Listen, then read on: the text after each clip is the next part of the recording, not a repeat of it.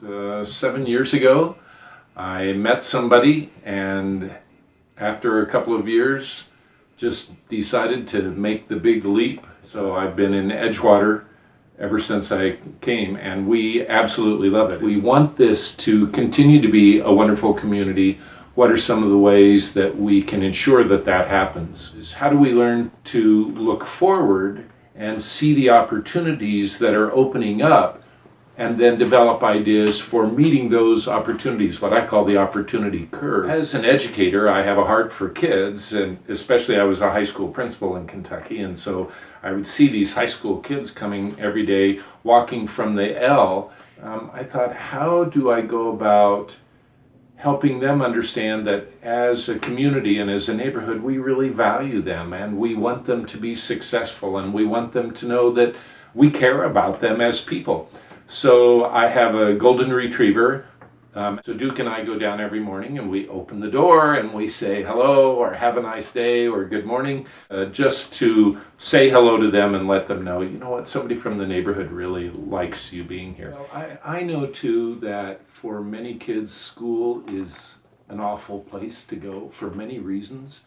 And so part of what my intent is that at least somebody in their day is going to be smiling with them, has no agenda, is glad to see them, and the same way for the neighbors as well.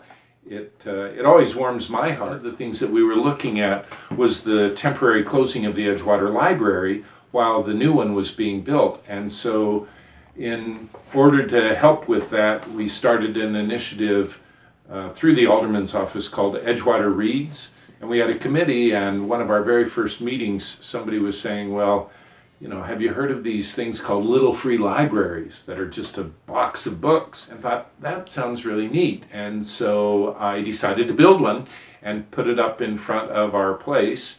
Kids use it as well as adults and people of all ages. And so that idea started to spread with the little free libraries. And we thought, what a great way to connect the community together. Only we decided to take it a step further than with most communities. All of the little free libraries in Edgewater are loosely networked. So we encourage people to take one from one library and read it and then return it to another one. And we know then that the books are circulating in the community. On a community build day, we have families or kids who come, and within an hour and a half, they can put together their own little free library. Probably have about 60 right now. And so I have two goals for the fairly near term. And first is that we'll get to 100 actual freestanding ones.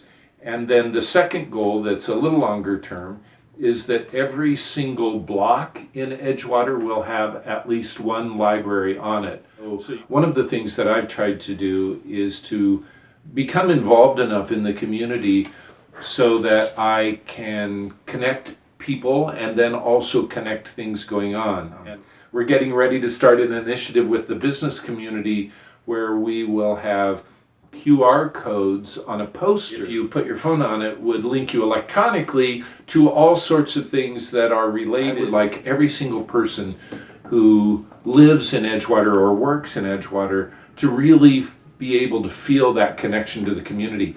Anything I can do to encourage that, count me in. Great.